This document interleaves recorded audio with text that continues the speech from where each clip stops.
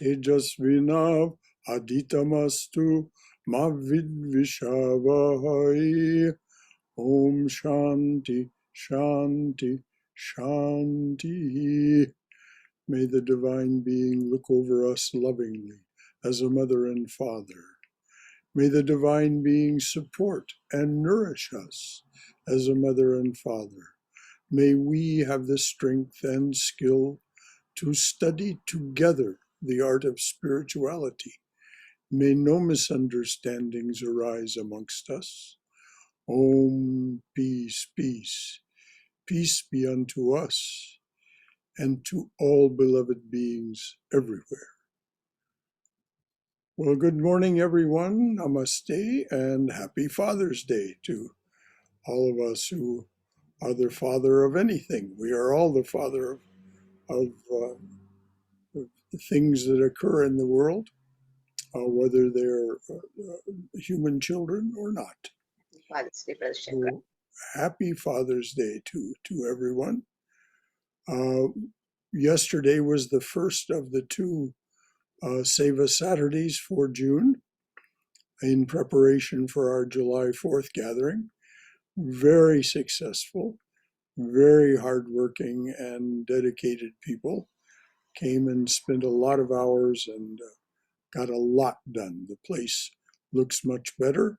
And then, of course, next Saturday, we'll put in another effort to both work on the outside and on the inside of the monastery, getting ready for us to gather and have a gathering in the chapel, which will be Zoomed for those of you who can't come in person.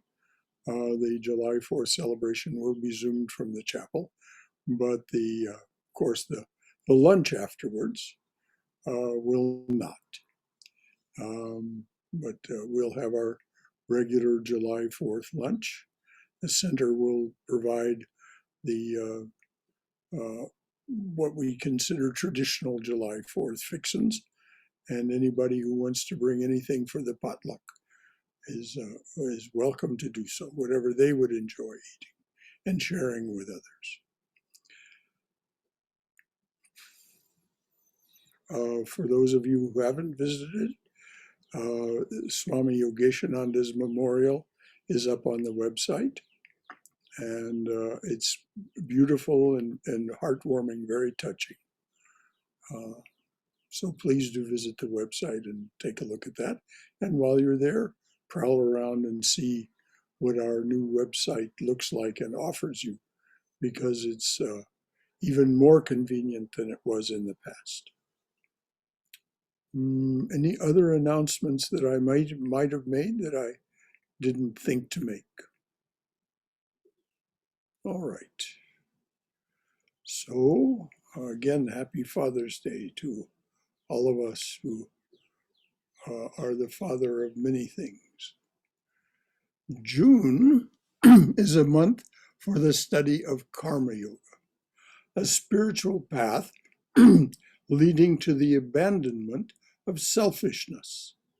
As a karma yogi, you practice offering your actions and their results, as well as your perceptions, thoughts, and feelings to the divine presence. Even before fully knowing this presence, you hold firmly to the belief that the presence is within each person or other living being that you interact with or serve. Working and abiding in this spirit, you are increasingly able to release attachment to your activities and their results. This yields the freedom and contentment promised by Karma Yoga. As Sri Krishna says in chapter 2 of the Gita, even a little practice of this yoga will save you from the terrible wheel of rebirth and death.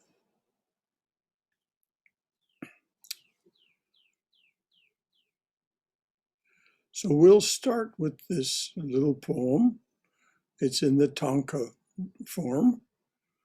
I'll read it twice because it's short, and very much pertains to what we're talking about today. Being, creating, doing, sharing, the joy of these is why we're here. When you're truly tired of this, then sign off and head for home. Being, creating, doing, sharing, the joy of these is why we're here. When you're truly tired of this, then sign off and head for home. That will become evident, what the meaning of that poem as we go ahead. But as I'm doing regularly now, I'd like to offer this caveat. What is said from now on, what is said, period, is not meant as personal instruction for you. It is not revealed truth that you must absorb and make your own and believe, otherwise something bad will happen to you. Nothing of that. This is an explanation of the inexplicable.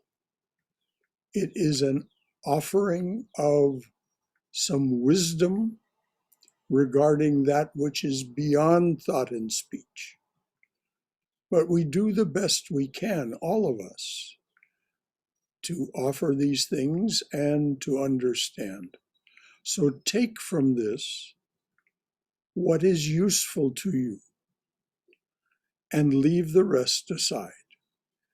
It's not meant that you should make this your own or else somehow. No, it is offered as just as what it is for you to take from what you wish. Swami Pavitrananda for decades headed the Vedanta Society of New York, the center that's on the west side of Central Park at 34 West 71st Street. He served there for decades.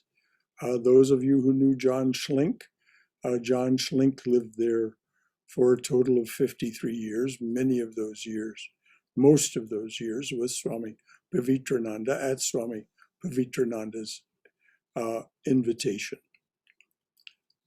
Swami Pavitrananda was a brother disciple of my teacher, Swami Prabhavananda. They were both disciples of Raja Maharaj, Swami Brahmananda, and were very dear to one another.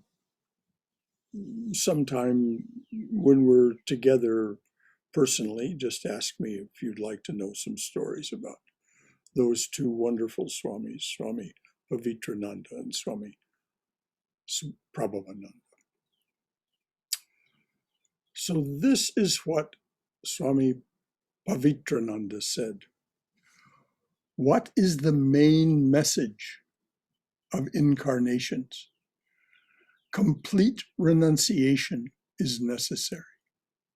You can't get God and the world together. But what is renunciation?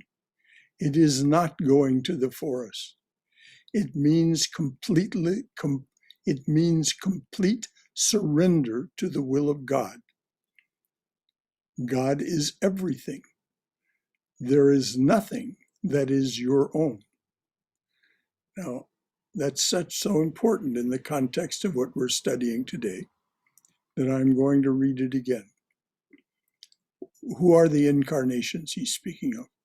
Rama, Buddha, Christ, Krishna, Ramakrishna.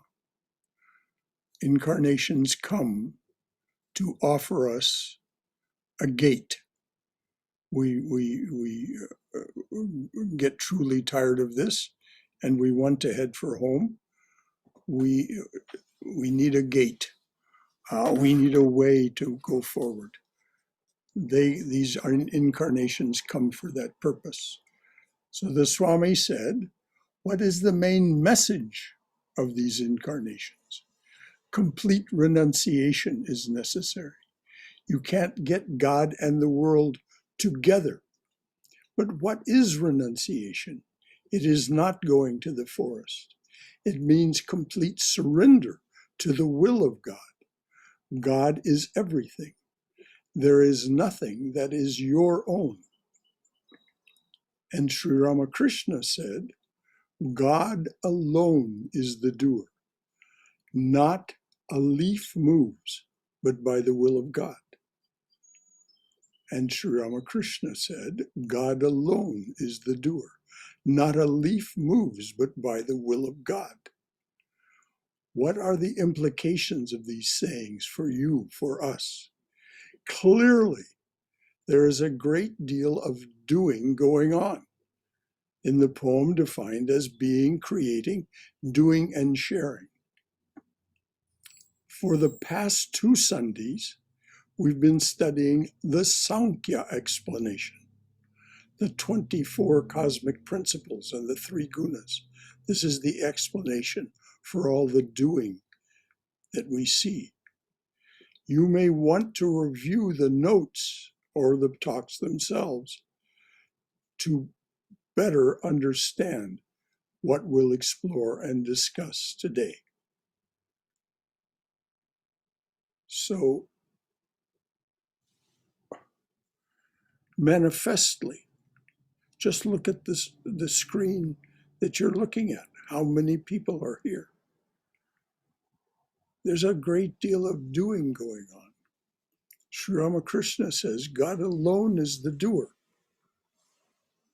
Well, if we follow the logic, what does that mean? That you are God. Not as the small self. We'll talk about how that small self comes to be according to Sri Krishna in chapter 13 of Bhagavad Gita. That is what is observed by you as the divine being. And it is you as the divine being that have created this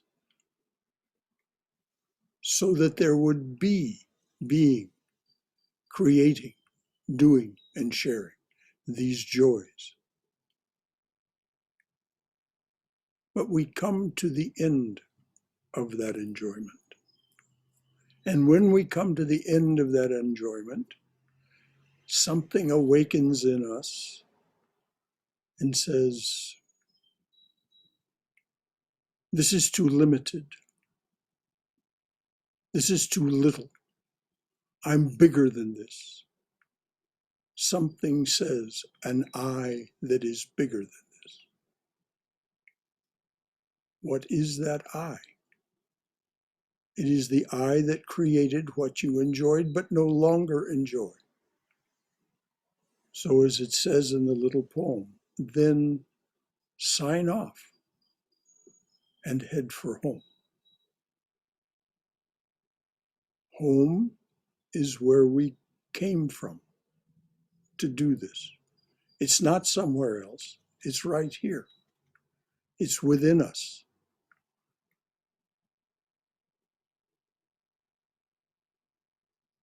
So before we go ahead, are there any questions or comments about what's been said so far? We don't want to go ahead if you have a question or a doubt, or if you want to comment from your own experience about the truth of what's been said, or why you doubt what's been said. That's what we're doing here together, studying the art of spirituality. Anything at all from anyone?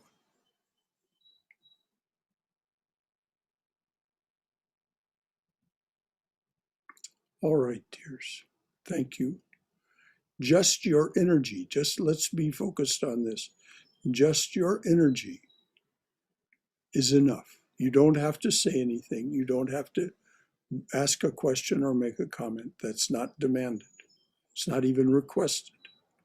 Just your energy of being here is very, very important to what we're doing. So this morning we are going to look Excuse me, Yes. Shankara. I think Yes. Frank wants to say something. Hi, Frank. Hello, Frank. You need to make yourself known, Frank. Yeah, I put my hand up. I didn't want to interrupt you.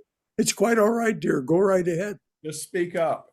When you were speaking earlier about karma, energy, and doing things, I don't remember the exact words you said, but you said something that almost made it, I interpreted it as you do what you do with no attachment. Is that a correct, like you do? And as a human, I find that a little difficult. I do what I do, and I sincerely think that I'm not attached. But then when I feel unappreciated or people don't do, back, then I start to feel hurt, resentment, not appreciated. And when you said about that non-attachment, I think maybe that's where I'm getting tripped up as a human being, that I'm a little bit in denial. I think I'm detached, and I really do in the moment. I convince myself I'm detached and I'm doing this just out of love. But then when I don't feel appreciated or reciprocated, it's like I catch myself, catch my ego, and I have to say, well, I guess you didn't really do that from a pure place, otherwise you wouldn't be feeling resentment. But is that sort of what you were saying?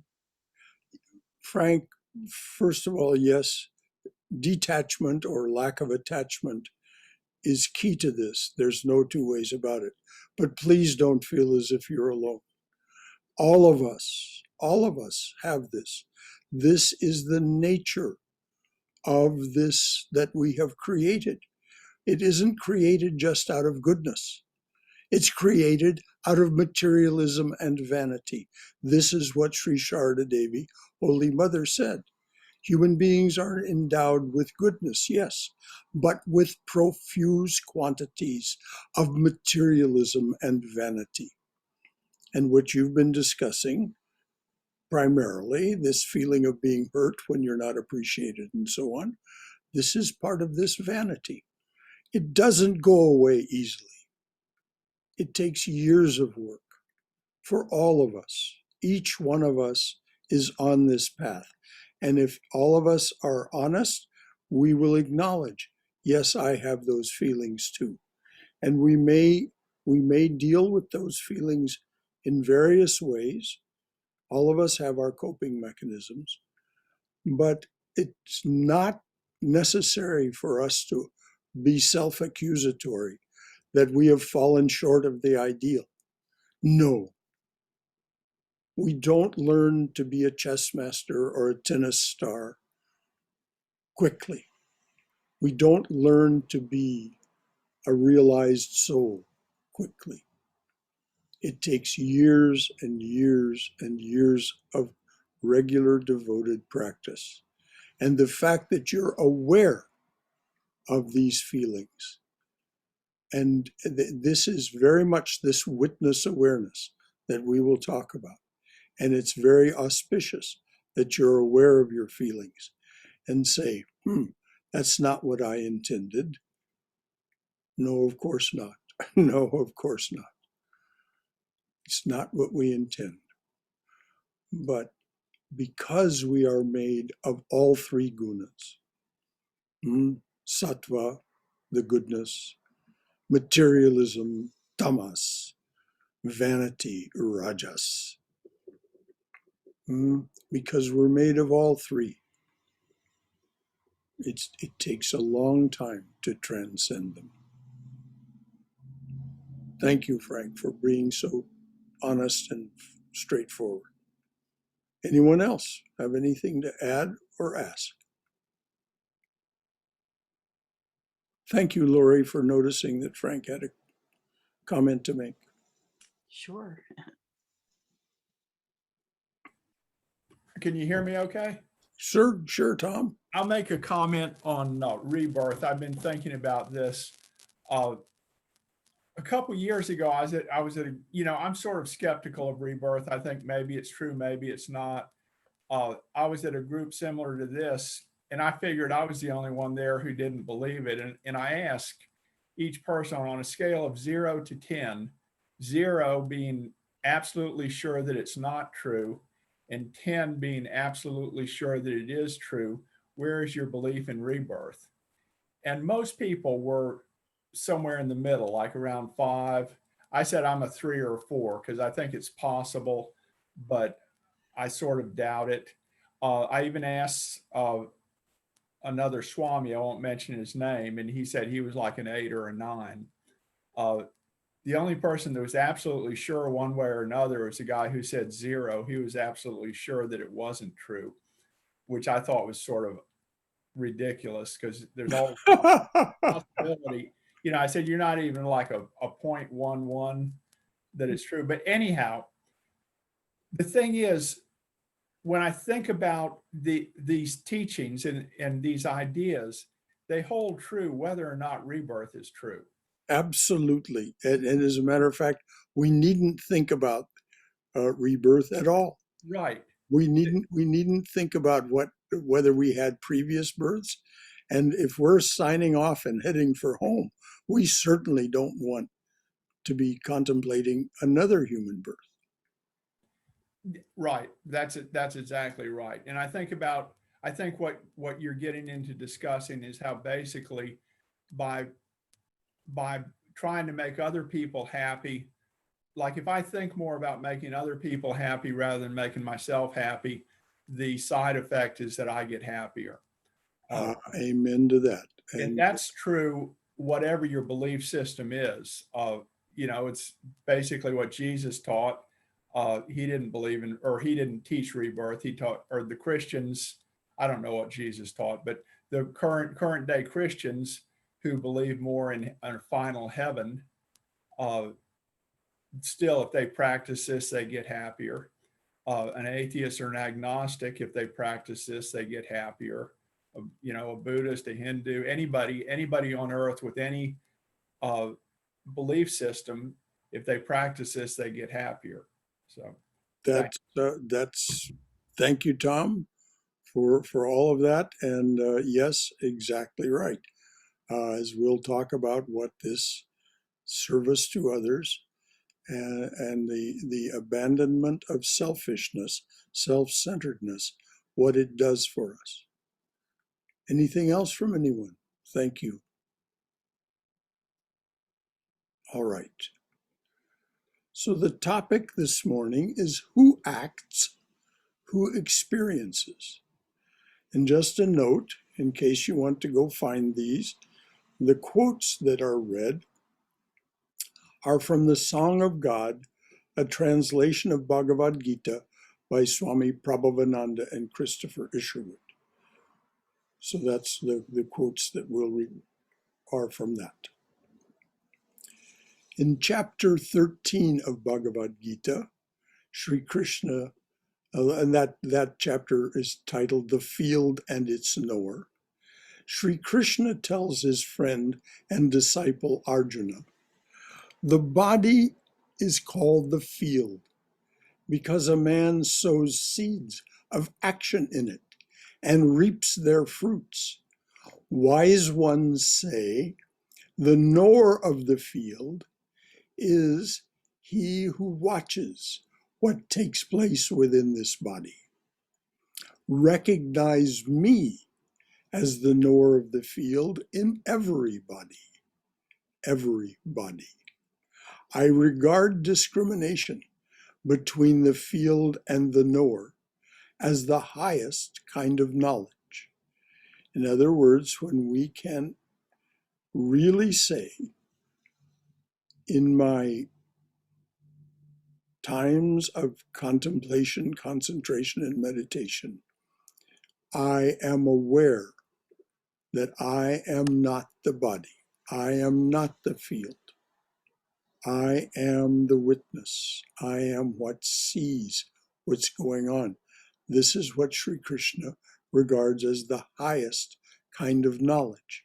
And we'll talk about what it is that gets us there. Karma means action.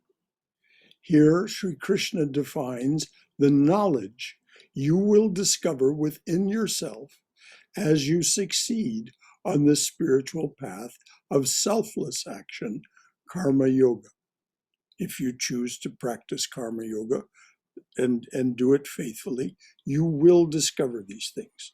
This can be said with some, like the Swami said, an 8 or 9 on a scale of 10. Okay? You will discover these things if you practice. As part of this, we will discover how the practices of karma yoga give rise to the witness. The witness consciousness enables discrimination between the field, your relative, immanent reality, the one that comes and goes with the body. The body lasts a certain length of time, then that relative reality disappears. Something doesn't disappear, and we'll talk about that. This witness consciousness enables discrimination between the field, your relative, immanent, at hand reality, and the knower, Brahman, the transcendent reality, capital R. Sri Krishna calls this awareness the highest kind of knowledge. How can we attain that highest kind of knowledge? Through our actions, says Karma Yoga. Sri Krishna tells Arjuna, now listen, and I will tell you briefly what the field is, its nature, modifications, and origin. I will tell you also what the knower is and what are his powers. Now, Sri Krishna then reviews in what the field is. He reviews the Sankhya explanation. We've gone over that in the last 2 talks, as I said, the 24 cosmic principles and the 3 gunas. So if you want to know what he says in detail, you can find it there, or you can simply read chapter 13 of the Gita. Karma means action. What is the definition of karma yoga? It is a spiritual path leading to the abandonment of selfishness, of self-centeredness. In practical, everyday terms, what does this mean? How is it done? Now, before we go ahead, are there any questions or comments, anything to add or ask about this definition of karma yoga and about what karma yoga is as a spiritual path? Those need to be talked about before we go ahead, because if there's questions and doubts, then we can't build on that as a structure, a mental, a left brain structure. All right, good.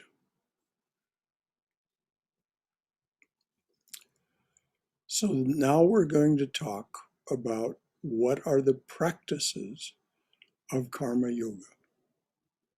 When your every action, including thoughts, feelings, and perceptions, these are actions.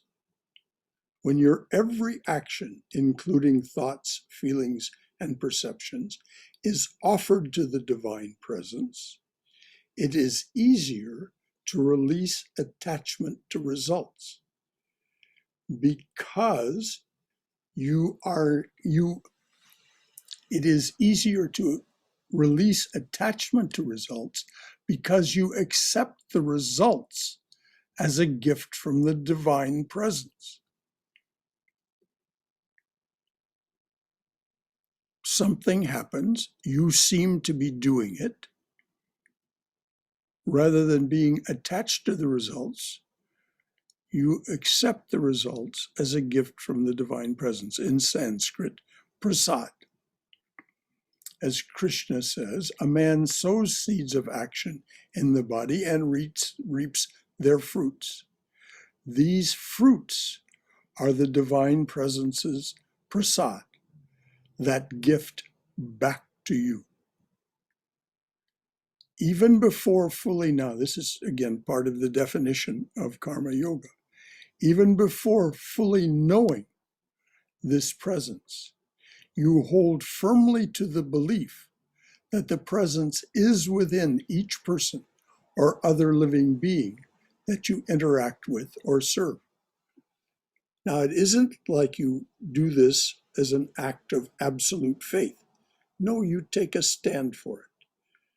You say, the teachers that I regard as truthful, as those who do have some knowledge of this, and this includes the swamis and other teachers, they say this is true. I'm going to behave as if it's true and see what happens. As Swami Vivekananda says, you learn chemistry by going into the laboratory and doing the experiments. You don't learn chemistry by reading a book. You know something about chemistry by reading a book, but you don't know chemistry. And you certainly don't know chemistry by repeating chemistry, chemistry, chemistry.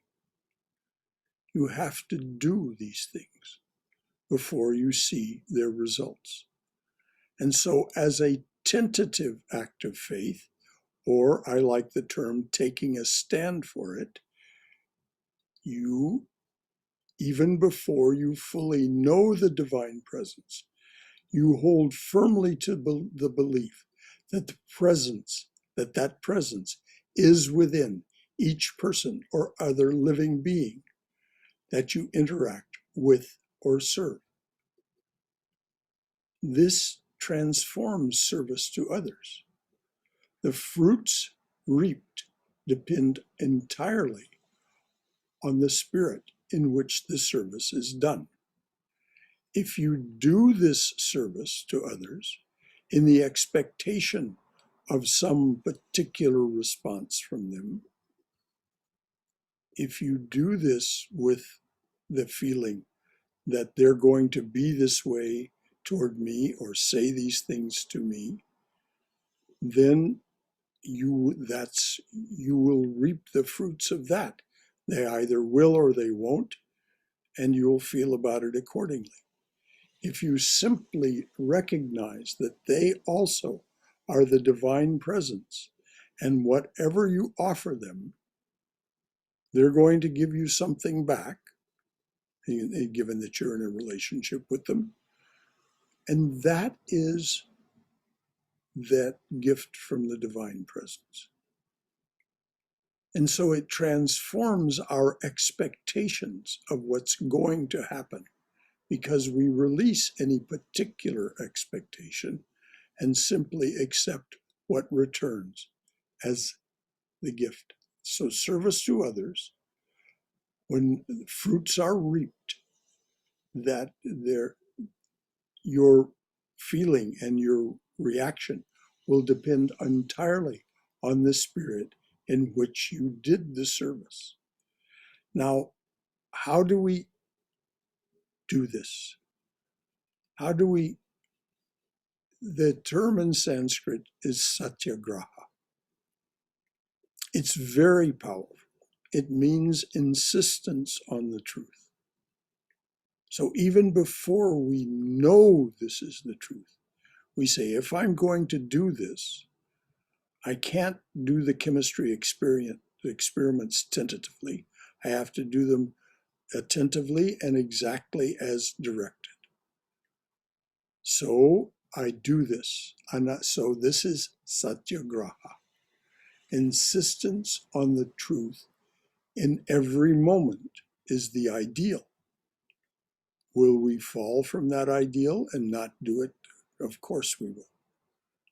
As Vivekananda says, and has been repeated here many times, we fall 1,000 times, we rise 1,001 times. So what is this truth that we're insisting on? Swami Vivekananda, as so many things, put it so beautifully, poetically, and simply.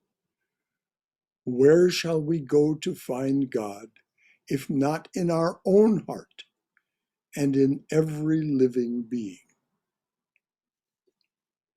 So if we offer our service, our life to the divine presence, and our service, our activities, our interactions with others, as if we're interacting with the divine being, that's what Vivekananda is saying. Where shall we go to find God, if not in our own heart and in every living being? Over time, and it's considerable length of time in human years, we can achieve what this going home within this lifetime. We're told over and over by the teachers. You don't need another lifetime or even think about another lifetime. As a matter of fact, it's a waste of time to think about another lifetime or about heaven or anything of the kind. Just think about what it is that I'm doing now. And so over time,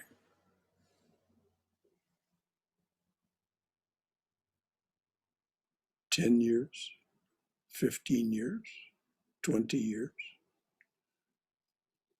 even longer, we have to remember that Sri Ramakrishna's teacher of non-dual Vedanta, Totapuri, said it took him 40 years, and he started as a child. He came to the monastery, the Puri monastery, when he was just a child, and it took him 40 years to achieve realization. So we have to think, if we're going to think like this at all, we have to think these years that go by are spent profitably. As Tom Carr remarked earlier, the more I do this, the more I practice this, making others happy, the happier I become. And the more that becomes a habit, the happier you become. He's absolutely right. And so we mustn't think, oh, this has to happen in 2 years or 5 years or something. Yes, we'd like it to happen. It becomes, as Swami Prabhavananda said, an unbearable ache. But that's what motivates us to continue in our spiritual practice. This ache to go home, this ache for this limitedness to end. So over time, this practice or these practices will reveal the knowledge we must find in ourselves to succeed on the path of selfless action. The knowledge that the knowledge that the knower is separate from the field of action. This is the witness awareness, and it comes to us as we practice. It comes to us as we practice. Even from the most practical standpoint, just taking a stand for this truth transforms your everyday experience. So before I go on to the conclusion of this, I'd like to know if there's anything that anyone wants to ask or add about what's been said so far. This is where we do this together. If you choose to ask or share, it's of value to the rest of the people who are with us this morning.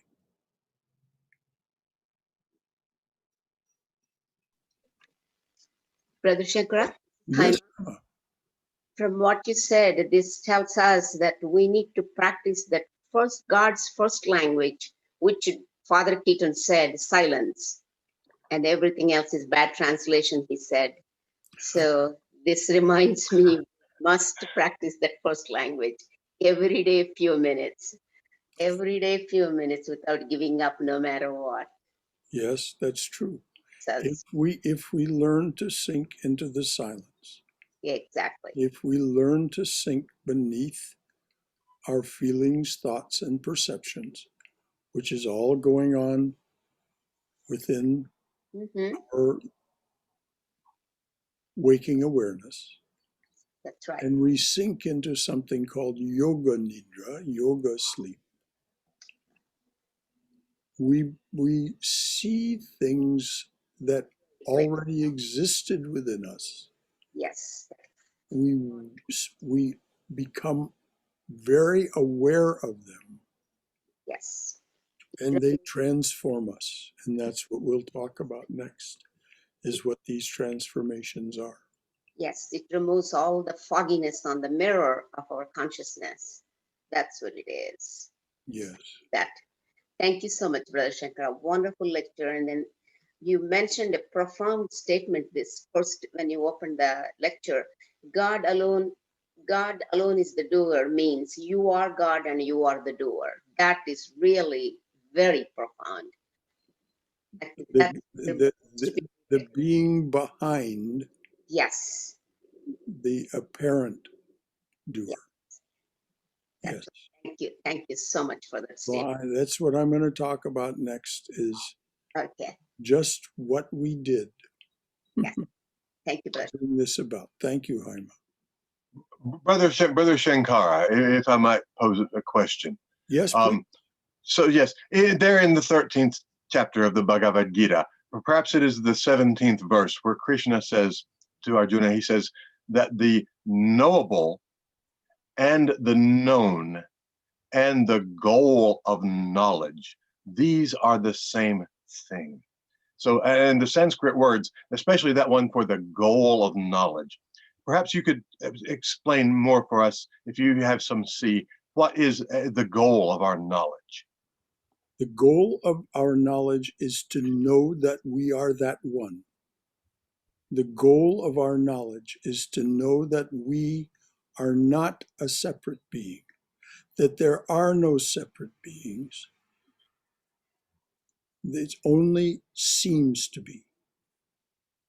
As it says in that chapter, the Supreme Being, the One, is undivided, but appears to divide In into all beings. living beings and creatures. Appears to. Yes. As Swami Vivekananda said, we are infinite dreamers, dreaming finite dreams. Why are we doing this? Because we want to, Yes. because we like to. Yes. Yes. Because, So because yes, that is the awareness of the one itself, right? In the very fullness of the one, where is room for the awareness unless there is sort of this extension into the self that we are and can be aware. And to know anything in its fullness, it's undivided. To know it, you have to say this is hot and this is cold, and see it as a dichotomy. And that's what we're doing, because that's the experience of it all. Thank you so much, Brother Shankara. Thank you. Thank you, Jerry. Well, yes, there are many ways of saying this. This is the day of Brahma, Brahma, the creator, divine presence as the creator. In the Chandogya Upanishad, it says, I am one, I shall body myself forth as many. But Vashishta tells Rama in the the Yoga Vashishta Sutras, Vashishta tells Rama nothing ever happened. The dream began. The dream that Swami Vivekananda was talking about when he said, we are infinite dreamers, dreaming finite dreams. And so we're doing this because we enjoy it. But that enjoyment is not imposed on us. We don't have to continue to enjoy it. We're not slaves to matter and these finite dreams.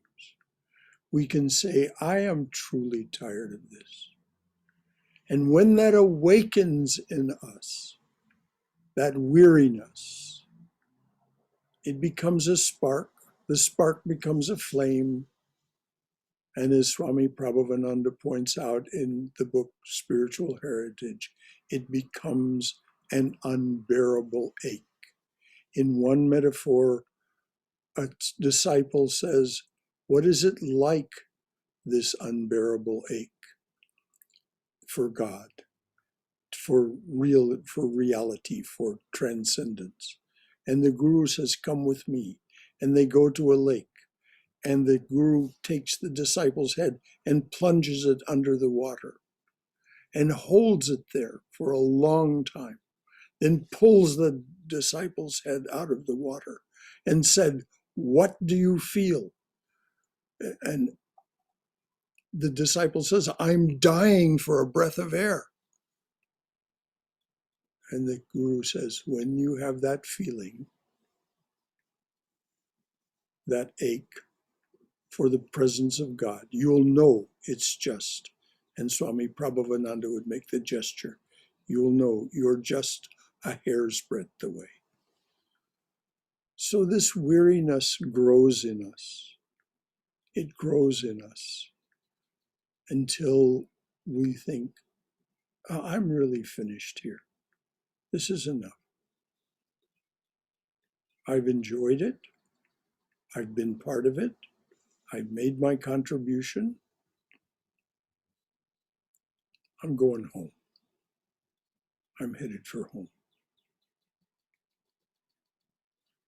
Anything else? Thank you, Jerry. Brother Shankara, Pranam. Yes, Pranam.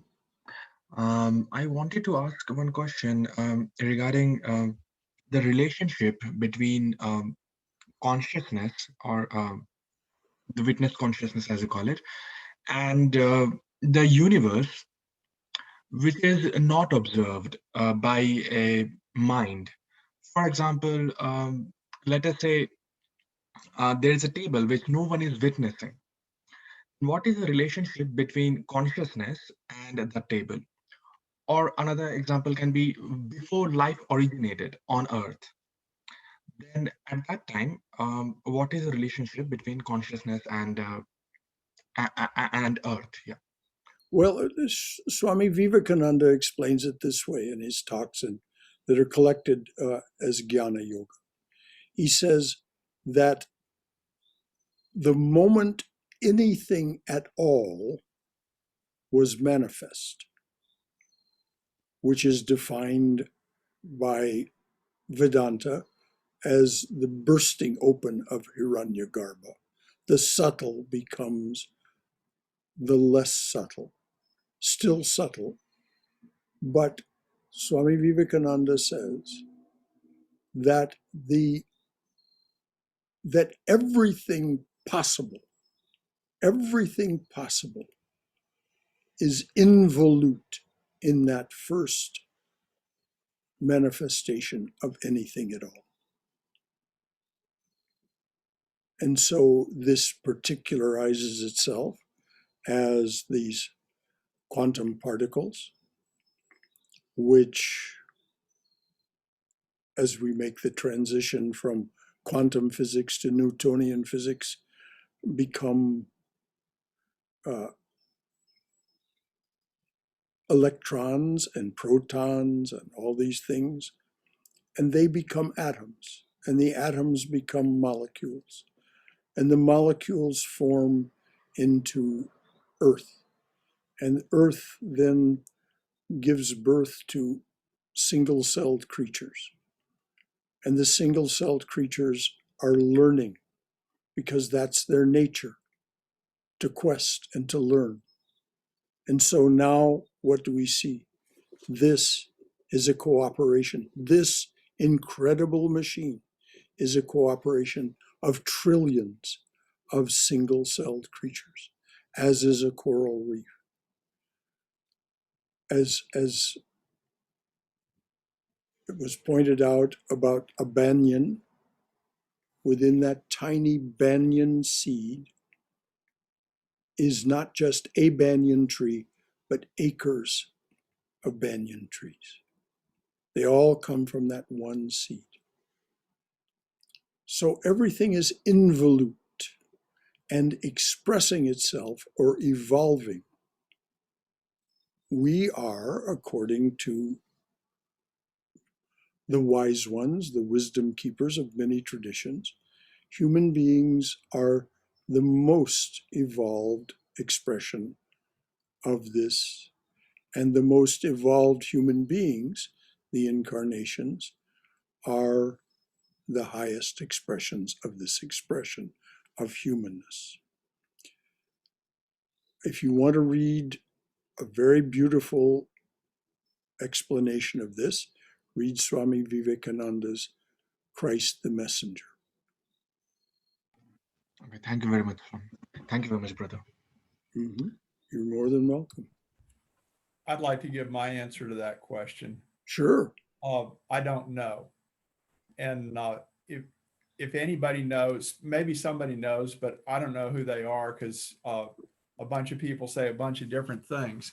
But it doesn't matter that I don't know. It's wonderful just to rest in that mystery and to feel the sense of mystery. Yeah, that's my answer. Thank you. Wonderful answer. Wonderful answer.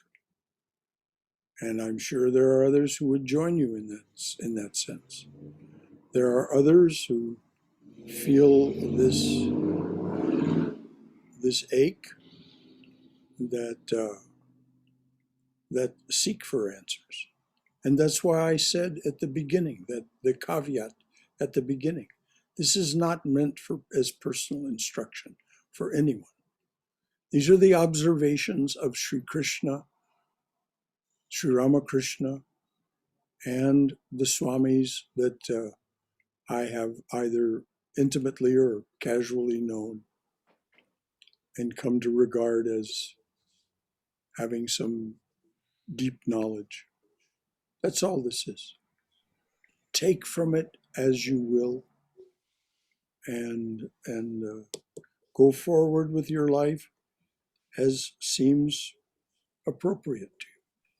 Brother Shankara. Yes. This is Keith. Just wanted to kind of add to this. I'm doing a lot of checking out in physics and things like that. And, scientists are even just starting to have the conversation about the whole universe being consciousness because they cannot tie consciousness to the brain, which is what we've done in kind of the Cartesian model of things. And it just seems to me, it's very exciting to me to see science catching up to something that, the Vedas have been talking about forever.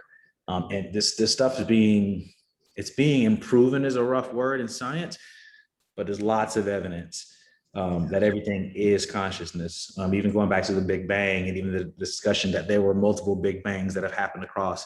So and all the systems that you see work together and they all are interrelated. So for me, none of us know when you can talk about the definition of the word know, right? But my man, it's looking good in my estimation anyway. Yes, thank you, Keith. Yeah, it was startling, wasn't it, that a publication such as Scientific American would publish a lead article, the title of which is the universe pervaded by consciousness? And it's a very serious article by very serious scientists. Of course, it's not a new idea. It came into the conversation right around the turn of the 19th to the 20th century with such people as Erwin Schrödinger and Max Planck and the quantum physicists. As one of the great quantum physicists, Sir something or other, I don't remember his name, said, the universe is beginning to look less like a big machine and more like a big idea. And the big machine, of course, was the Newtonian explanation. And the big idea comment is suggested by quantum physics. So yes, it's very exciting to follow along with the scientists now. And Swami Vivekananda was one of the great exponents of science as a pursuit of truth. Just to bounce off what Tom said and then what Keith said, I mean, it all comes down to, what do we mean when we say, I know? And we don't know anything, but we want to. I want to know the meaning of the universe. I want to know what's going to happen next, whatever it is we want to know. But I'm also very excited about science and the ancient scriptures and catching up with science, because science is everything in quantum physics is moving so rapidly that it drives home the fact that when we say I know something, that only means, based on my limited ability to perceive, the limited amount of evidence we have right now, this is what I think is probably true. But that's gonna, especially for people who are in these sciences, they know that that's just kind of absurd because that's going to change in the next few minutes or days. So anyway, I just wanted to add that, and it is exciting. It is exciting not to know. Let the mystery be. Yes. And to chime in on that, the beauty of this faith in particular is that, especially with karma yoga, you don't have to know. You just have to do, frankly, what makes you feel good for real, not pleasure. I like that. What makes you feel good for real? And that's honestly taking care of other people, whether you believe what's in them or not. And that is what I love about it. It's expansive in that way, where it invites everyone in. Yes, it does. Yeah. And to add to that, one time on the DC Metro, I'd helped a blind man on his way, and a feeling of joy swelled up inside of me. So that really did make me feel good. But back to the reincarnation question, when he speaks of reincarnation in the Bhagavad Gita, Sri Krishna says, you and I have passed through many lives. I remember them all, but you do not. But then when Sri Ramakrishna is asked about reincarnation, he says, the scriptures speak of it, therefore I believe in it. Yeah. And doesn't want to make any further comments. No, he doesn't delve into it much beyond that. Well, he says he essentially gestures towards it's a waste of your time to speculate much about past lives or future lives. Focus on what's going on in this one. Thank you, Sharda. Thank you, Brahmadas. I just did a quick Google on that Scientific American article, and it's out there. The exact title is, Does Consciousness Pervade the Universe? If anybody wants to read it. Brother Shankara? Yes, Swayam. So I have sort of like a comment and then a question. The Mhm. comment probably is going to come out a bit convoluted. But Oh, come on. Just say it. from what I understand, the what I know is obviously in pieces, what I know or what I don't know. But the fact that I know or I don't know, I know. Mhm. I don't know if that makes sense. Absolutely makes sense. Yes. And my question was about what is really meant by going home. What is home? Is it staying in that awareness of the mithya of the creation and the body, mind, and in the truth of Brahman, or maybe even Ishvara? What is like, where do we go when we go home?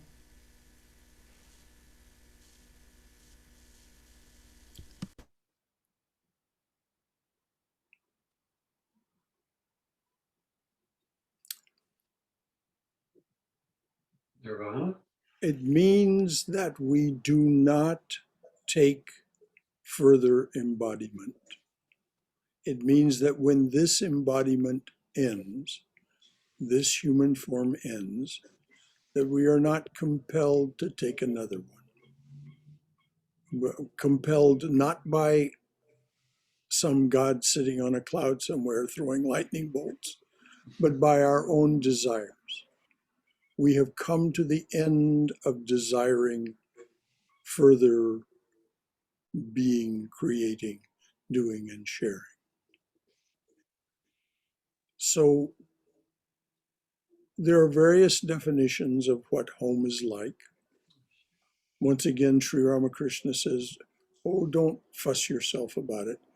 And he did make the remark, for those who follow me, I've created a place for you to go after leaving the body, and you won't have to come back to another body, and so on. So,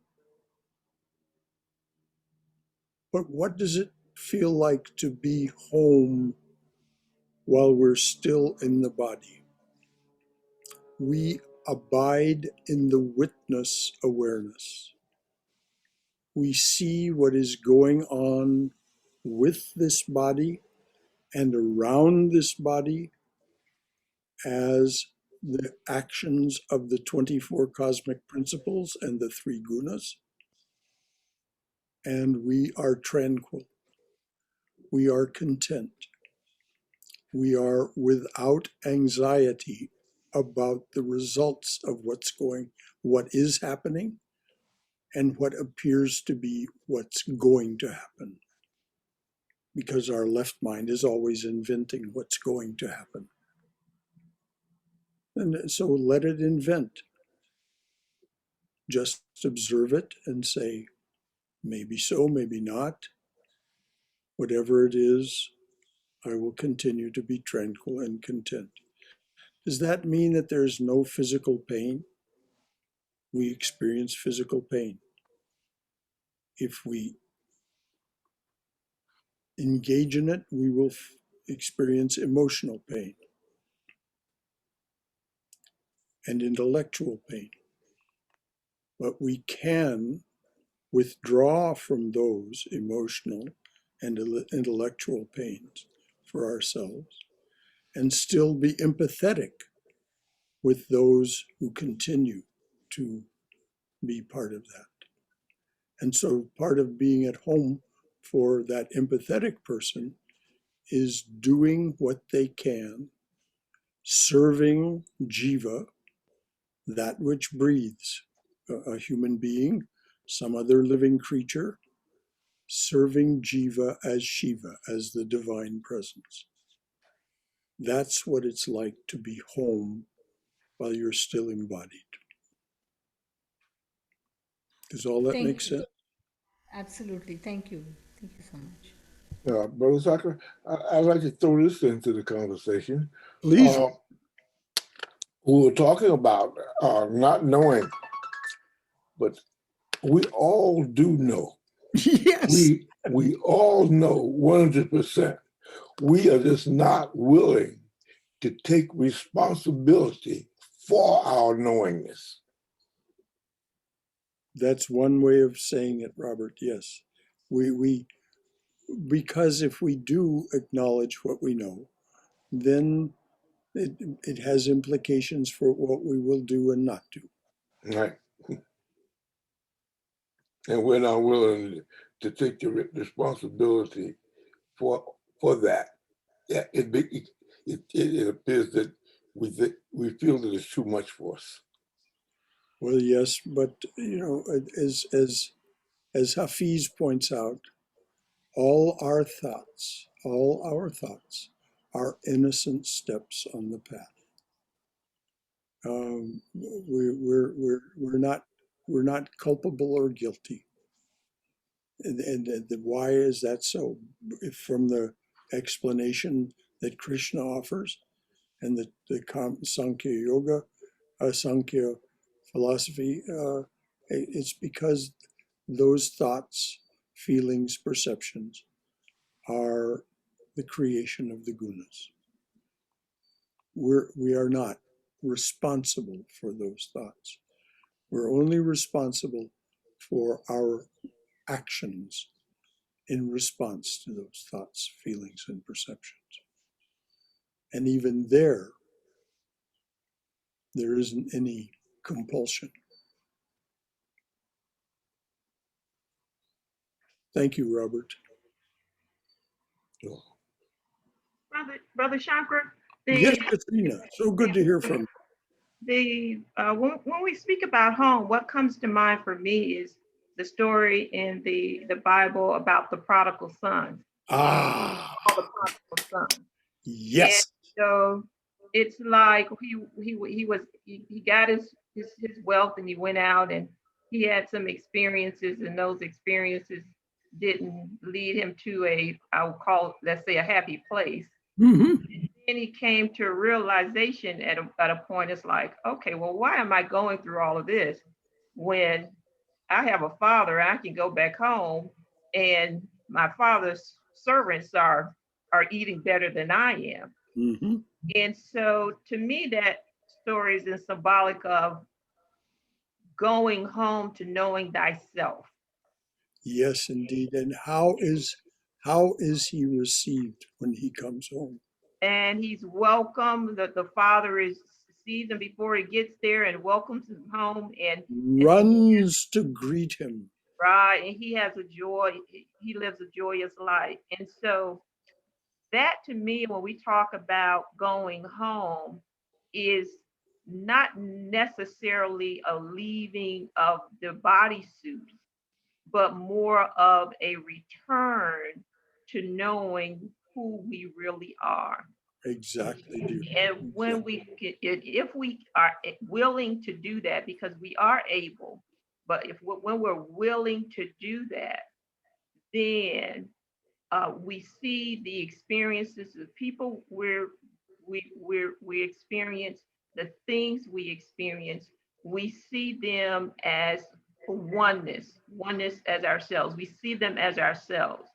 Yes. And then when I see my brother, and I shared this before, Course in Miracles lessons that I read, 181, it talked about if my brother does something and I see sin in my brother, then I can't see the sin in myself.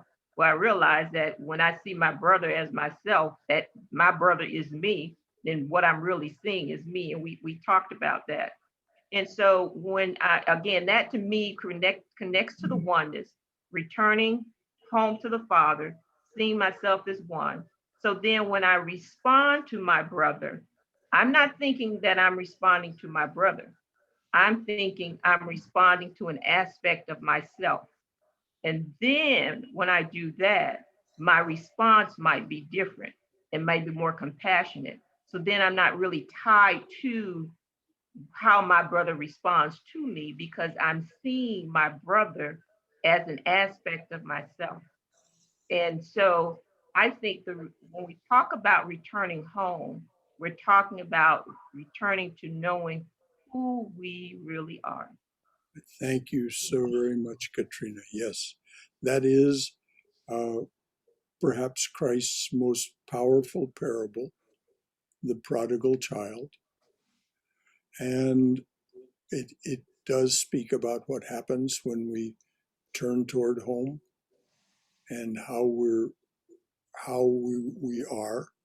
It seems to do it dualistically, but as you pointed out, there is a non-dual way of seeing it, which St. Francis of Assisi says we come to understand there is only one flesh that we can wound or heal. And so that's that oneness that transcends the duality. Thank you, Katrina. That was beautiful. And thanks for reminding us of the prodigal child parable. There are talks online, by the way, about that. It's a parable that is exulted in from here. And so if you might enjoy that exaltation, you will find talks about it online. It almost seems we're all the prodigal son, aren't we? We've gone into the world seeking pleasure and power, and it didn't work out. And when you come back to God, he greets you and showers you with blessings. Well, the thing that is behind that is we are the God that created that which drew us out. And we did it on purpose because we enjoy the sport. We enjoy the being, creating, doing, and sharing. And yet, for each of us, there comes a time, it seems, otherwise, why would we be here on a Sunday morning? It comes to a time for us when we want to understand something more that allows us to be more free, more happy, and finally totally free and utterly happy. Anything else from anyone? All right, there's just a little more in the prepared talk. Even from the most practical standpoint, just taking a stand for the practices and principles of karma yoga can result in this. It transforms your experience of everyday work because of who you believe yourself to be working for. And it certainly transforms your fellow workers' attitude toward you if you begin to devote your efforts in such a way without saying anything about it to them that you're serving with and for the divine presence. And so this leads, of course, to the idea that it transforms all your relationships, not just your work-life relationships. And so the question arises, what do you suppose will happen when you begin to treat others with the respect, yea, the reverence that you imagine is appropriate for a relationship with the divine being? Hafiz has a beautiful poem about that. Beautiful poem. It transforms your sense of who you actually are. William Blake made a beautiful comment in a letter to a friend who was feeling disconsolate. Blake said, "We ought to think of ourselves as highly as immortals ought to think." We ought to think of ourselves as highly as immortals ought to think. Not our little ego self, but that which is behind.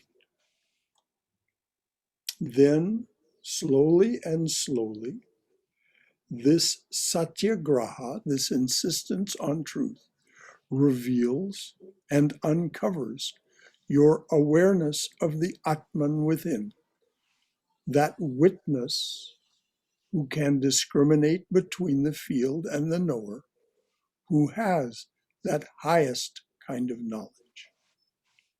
As Swami Prabhavananda said, to do this, you give your entire life a Godward turn.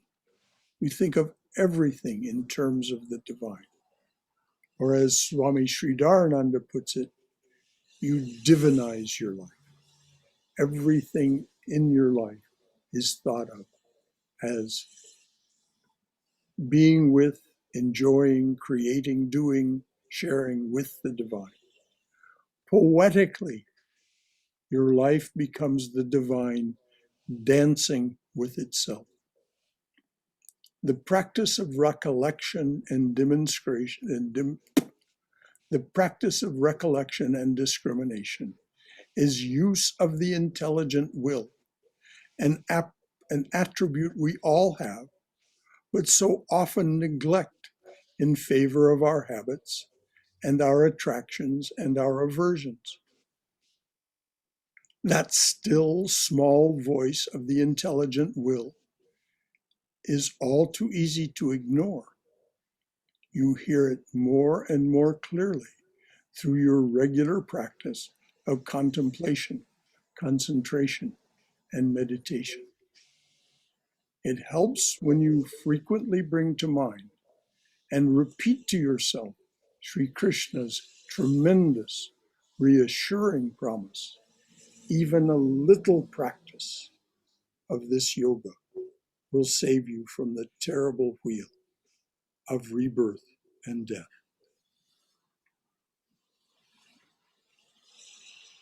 So that concludes the prepared portion of this morning's talk.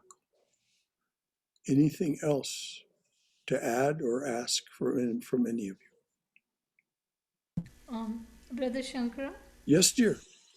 So, in Gita, Krishna says to offer everything to him. Mm-hmm. And somewhere I read recently, I wish I could remember, it said that if one does something that's not very auspicious, then that should not be offered to God. So, in that regard, like if it's a resentful thought or an angry thought or maybe something that's not fully compassionate, would it be better to ask for forgiveness than make that as an offering? What you were hearing was Swami Prabhavananda talking about worship. And Swami Prabhavananda, in his talk about worship, is in the worship, in the actual practice of ritual worship, only offer things that are auspicious. But in the rest of your activities, you may and even should, according to him, offer everything to the divine, give everything a Godward turn. But you were listening to Swami Prabhavananda give a class on, I forget what the nominal topic was, but in any event, that's what he said. Thank you for. Does that comport with your recollection? Yes, thank you. Okay, good. Okay, anything else from anyone? Brother Shankara, this is Fred. Yes, Fred. Hello. Hi. Hello, everybody. Good morning. Thanks to everybody for this class. And one thing that occurred to me, it's really related to something previous, but it seems like upon the beginning of the spiritual path, a new quality to everything comes in. I would call it a new quality. And it really is fantastic. I mean, it's just great. And but then that kind of leads to maybe more attachment. I don't know. Don't be worried about being attached to spiritual things. Being attached to your spiritual feelings and your spiritual aspirations and your spiritual, with the things that happen in spiritual practice. Ultimately, those will be transcended too, but don't worry about it. If you're going to worry about anything at all, and it's probably better not to worry about anything, it's really just a waste of time. But if you're going to concern yourself about being attached to anything, just think about the things that draw you outward rather than inward. Anything that draws you inward and that you celebrate within, don't have any concern whatsoever about your attachment. This again doesn't come just from here. It comes from Swami Prabhavananda, Swami Swahananda. And even when we do get attached to something that draws us outward and we recognize it, Swami Swahananda would say, what's done is done, go forward. So, thank you. You bet. Appreciate it. Well, we appreciate you, Fred. Anything else from anyone? I find it interesting that in Gita, Sri Krishna doesn't say a little of this yoga will save you from the wheel of rebirth and death. He says a little of this yoga will save you from the terrible world of rebirth and death. Terrible wheel. Terrible wheel of rebirth and death. And that tells me he knows this world ain't the greatest place. It's kind of a terrible place in many ways. Yes. Well, there's no such thing within this relative world, this relative universe of time, space, and causation.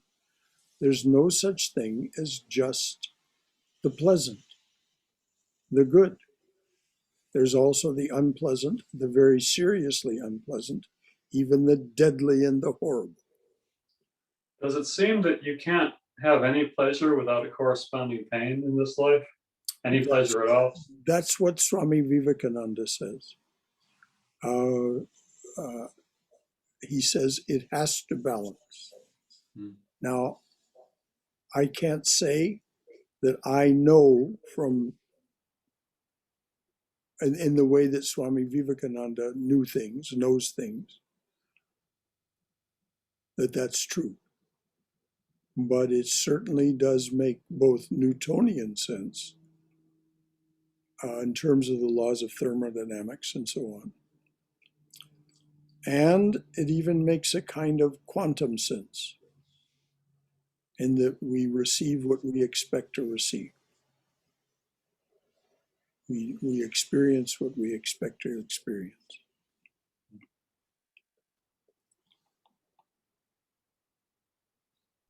So would that mean that we could be in a world, a physical world, where there's only quote unquote good? Because No. we're creating it. This is what Swami Vivekananda says.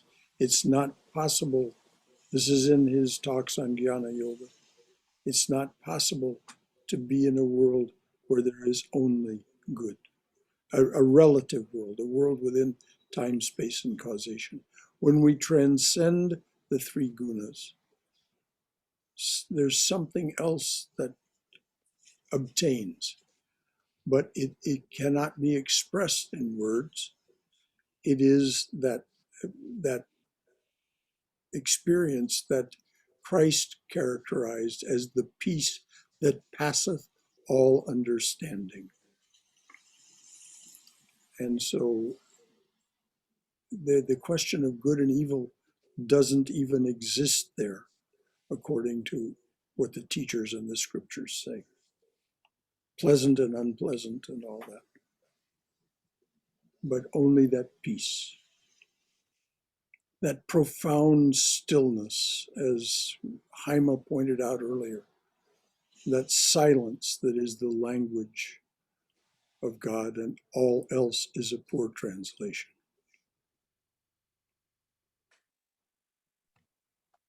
Yeah. This is, excuse me, I'll just finish in just a moment.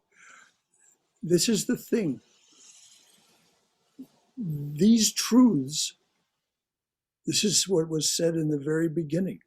It's an attempt to describe the indescribable. It is an attempt to conceive the inconceivable. It's just a way of talking about it. So please, whatever it is you were to say. Thank you for the answer, Brother Shankara. I just wanted to add one thing, not to answer, but perhaps to like a reply. Maybe it will supplement that. Is that one person's good in this world, at least, appears to not necessarily be good for someone else. Oh, yes, yes. So if I conceive a world which is completely pleasurable for me, it might be completely painful for someone else. Or this in the talk, I've forgotten the title now. It's chapter 8 of Jnana Yoga. Swami Vivekananda dilates on that to some degree. If someone is mega wealthy, someone must be dirt poor. And he very nearly emptied the hall at the Shakespeare Club in Pasadena when he said to these very fine ladies, whose club it was, who were sitting there in their finery and their hats with the feathers and the flowers. He said, "You should thank the women of the street because you would not live the life that you live were they not living the life that they live."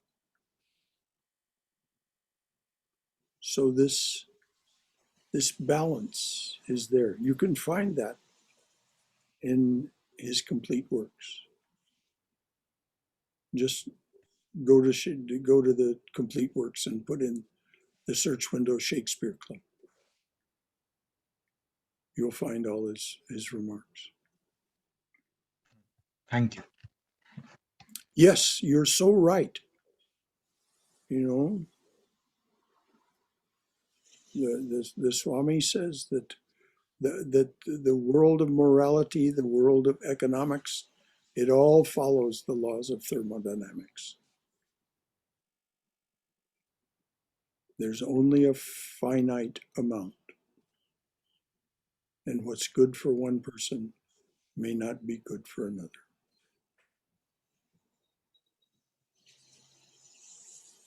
Thank you. That was very astute. Anything else from anyone? Well, dears, this is an unspeakable joy from here to be with you, to share and talk about these things. Let's close with our prayer for peace. Swami Yogeshananda's translation of this ancient prayer. Let there be peace in outer space. Let there be Let peace there be in outer peace in space. outer space. Let there be peace in the sky, on the earth, and in the waters. Let there Let be there be peace peace in in the the sky, earth. and the waters. And the waters. Let there be peace in the herbs, the plants, and the trees.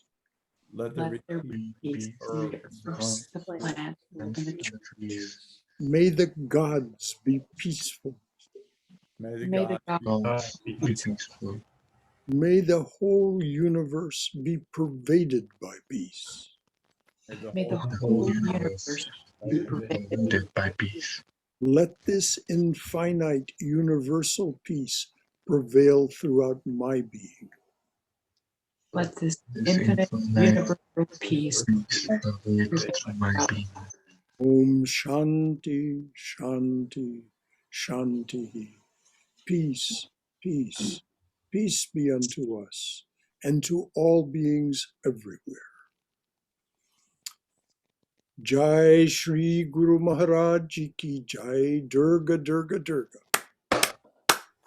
May you be safe. May you be healthy. May you be cheerful. May you have peace of mind.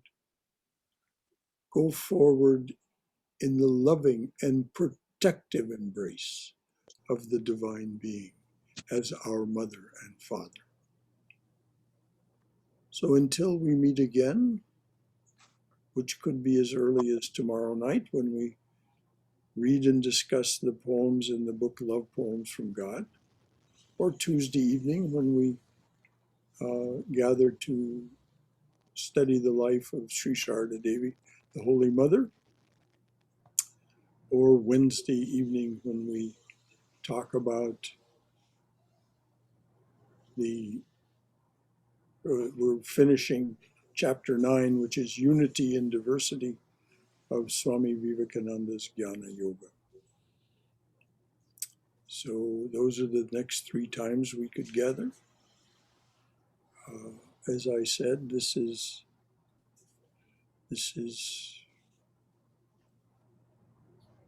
part of the sharing that is such a joy.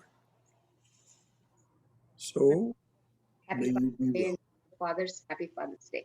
Happy Father's Day to everyone, yes.